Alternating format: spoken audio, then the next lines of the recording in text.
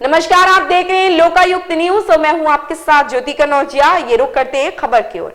गुरुग्राम में कांग्रेस ने लोकसभा चुनाव के लिए गुड़गांव हरियाणा सीट से राज बब्बर को मैदान में उतारा। राज बब्बर ने कहा, गुरुग्राम के लोगों के पास जाएं और उनसे पूछे कि क्या पिछले सांसदों ने गुरुग्राम के मुद्दों का समाधान किया था। क्या गुरुग्राम के लोगों को उनका उचित अधिकार नहीं मिलना चाहिए था? राज्य सरकार ने उन्हें आशाएं छोड़ दिया। क्या आपने 10 साल में यहाँ कोई काम होते देखा है? क्या किसी एजेंसी ने 10 साल में यहाँ कुछ किया? एक नाम बताएं जो लोग सत्ता में हैं, वे सिर्फ गुरुग्राम से राजस्व चाहते हैं। भाई, मैं चुनौती इसलिए नहीं मान रहा हूँ कि मुझे पार्टी ने कहा है कि मैं जाकर ये इस क्षेत्र की जिम्मेदारी के साथ मुझे खड़ा किया है और इसकी समस्याओं को लेकर मैं यहाँ आया हूँ। और मैं जानता हूँ कि इसके आपके सवाल का एक ही जवाब है। आप जाइए, जो माइक जो मेरे मुंह पे रखा है, आप गुड़गांव की जनता के पास में जाइए कि यहाँ पर जो 10 साल मंत्री रहे या उससे 15 साल पहले साल भी सांसद या जो भी रहे, चाहे कांग्रेस की सरकार में है, क्या उन्होंने इतने बरस सांसद रहने के बाद में क्या गुड़गांव की समस्याओं को ख़त्म कर दिया? क्या गुड़गांव की समस्याओं का जो उनका अधिकार था, जनता का जिन्होंने चुन के भेजा, क्या उनको उनका अधिकार नहीं मिलना चाहिए था?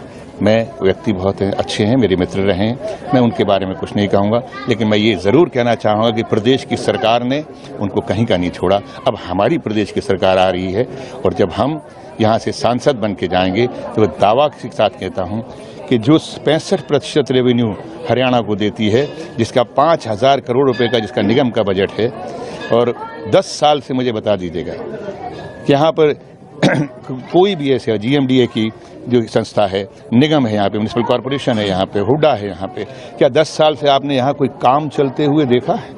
किसी एजेंसी ने कोई काम किया है 10 साल से? मुझे एक जगह बता दीजिएगा कि यहाँ पानी रुका हो, जहाँ पानी रुका था, नावें चल रही थी गुड़गांव के अंदर, क्या उससे बाद में भी कोई काम शुरू हुआ यहाँ? कोई उसके निवारण का कोई योजनाएं बनी होंगी तो कागज़ पे, लेकिन ज़मीन पे नहीं बनी। तो इसका मतलब ये है कि लोग यहाँ के लिए बिल्कुल नीरस हैं और जो लोग यहाँ पे सत्ता में बैठे हैं, गुड़गांव से सिर्फ रेवेन्यू कमाना चाहते हैं। लेकिन अट्टालिका, हमें तो खुशी है कि ज़मीनों की कीमतें बढ़ रही हैं, लेकिन ज़मीनों के ऊपर रहने वाले लोगों की सुविधाएं नहीं बढ़ रही हैं। आपकी नाराजगी सामने आ रही थी, वो क्या? वो भाई है हमारा, हम अब तो देख लेंगे। ये देखो, मेरा छोटा भाई है, मेरे साथ चल रहा है ना, कितने मजबूत कंधे हैं इसके। जाएंगे आप? क्यों नहीं जाऊँगा, मेरा भाई है, मेरे परिवार का हिस्सा है, मैं जाऊँगा, मनाने जाऊँगा। मैंने उनके बेटे से बात की है, उन्होंने कहा वो बाहर गए हुए हैं, चंडीगढ़ गए हैं, वो आएंगे फिर जाऊँगा उनके साथ। खबर में बस इतना ही। बने रहे लोकायुक्त न्यूज के साथ।